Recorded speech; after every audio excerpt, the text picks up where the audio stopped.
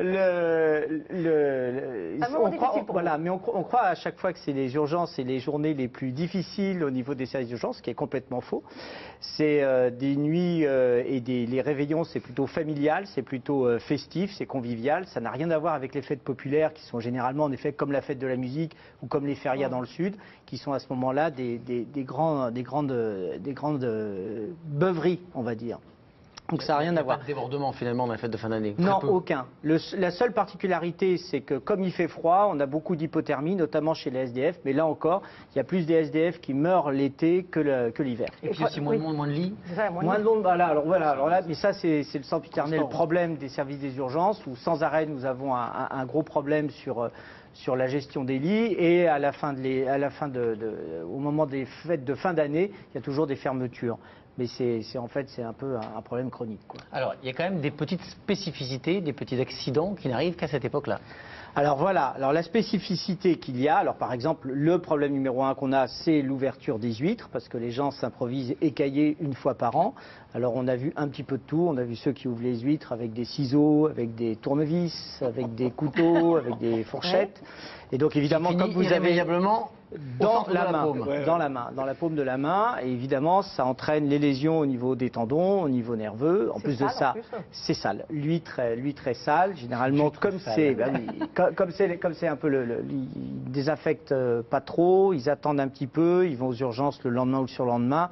Et on arrive à des phlegmons, à des problèmes d'infection des tendons qui sont des vrais problèmes. Donc là, n'hésitez pas, si jamais vous avez ces plaies qui surviennent, d'aller consulter les services d'urgence tout de suite, pas le lendemain, parce que justement, il faut bien désinfecter, il faut bien nettoyer, il faut enlever les écailles. Et ça, c'est vraiment quelque chose de très important. Le sapin de Noël qui peut prendre feu?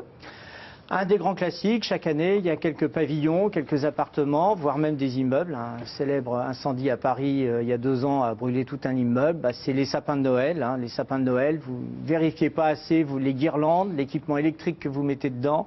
Il ne faut pas avoir de bougie à proximité d'un sapin qui est un arbre mort qui va se dessécher, résineux, qui va sécréter des huiles. Ces huiles risquent et sont très inflammables. Les pompiers réclament, et je crois en prévention, ils disent que dès que vous mettez un sapin de Noël chez vous, ayez un extincteur à portée de main, parce que ça peut éviter quand même certaines conséquences. Bien entendu, il y a les détecteurs de fumée qui sont maintenant un peu obligatoires et qu'il faut avoir, mais c'est vraiment quelque chose de très dangereux.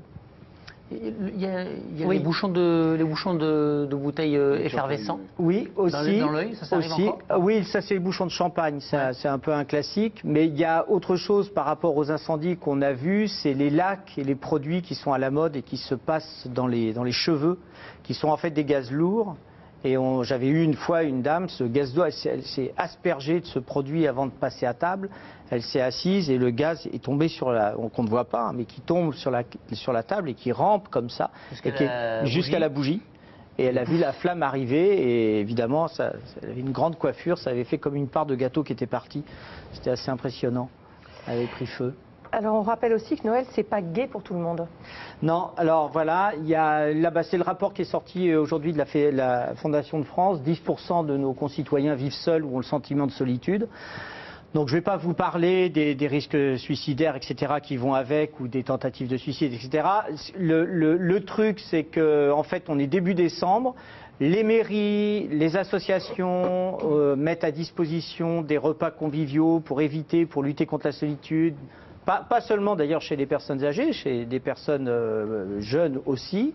N'hésitez pas à vous y inscrire, à y aller, c'est festif. Vous pouvez aussi, si vous vous sentez seul, participer à l'animation de repas où vous serez donc moins seul. Et je pense que là, c'est une bonne stratégie, une bonne prévention. Alors, autre phénomène propre aux vacances de Noël, c'est que tout le monde se voit, les familles, et donc tout ça fait un brassage épidémique. Magnifique. Alors ça on est au chassé-croisé. Nous avons la fin de la bronchiolite, la fin de la gastro-entérite hivernale et la montée de la grippe, toujours à peu près à 15 jours d'intervalle, et ça croise à peu près Noël et le jour de l'an. Vous arrivez avec votre bronchiolite, vous repartez avec la grippe. Voilà, voilà, il se transforme ça. Bon, faut pas s'inquiéter. La seule chose, je voulais vous en parler là, parce que nous sommes encore sur la période où il est encore temps de vous vacciner, et je pense que ça, c'est quelque chose qui peut vous aider à passer des fêtes plutôt avec un verre à la main plutôt qu'un paquet de mouchoirs, par exemple. Et puis, les excès d'émotion. Alors oui, les excès d'émotion, c'est quelque chose qu'on voit assez régulièrement. Il y a l'amour qui s'invite à table, il y a les retrouvailles, etc. Faites, c'est pas interdit, hein, au contraire, plus il y a d'amour, mieux c'est. Le truc, c'est qu'il faut quand même faire attention aux personnes âgées, aux personnes atteintes de maladies chroniques, parce que ça peut déclencher des infarctus, des accidents vasculaires cérébraux. N'hésitez pas à téléphoner au SAMU s'il y a des douleurs thoraciques à table, même si c'est le moment des fêtes, de manière à ce qu'on soit efficace et le plus précoce possible dans la prise en charge de l'infarctus. Parce qu'en prévention, je vois bien ce qu'on peut faire. À part arriver les uns après les autres avec une heure d'intervalle pour que la personne s'adapte en face, c'est un peu compliqué. Non, c'est pas ça. C'est que en fait, il faut, par exemple, la personne qu'on n'attendait pas et qui finalement va faire une surprise, il va venir. Ouais. On a déjà vu ça. Surprise. D'accord, Voilà. pour le surprise. Faut mieux y aller doucement. Merci beaucoup, Patrick. C'est l'heure d'Invivo maintenant.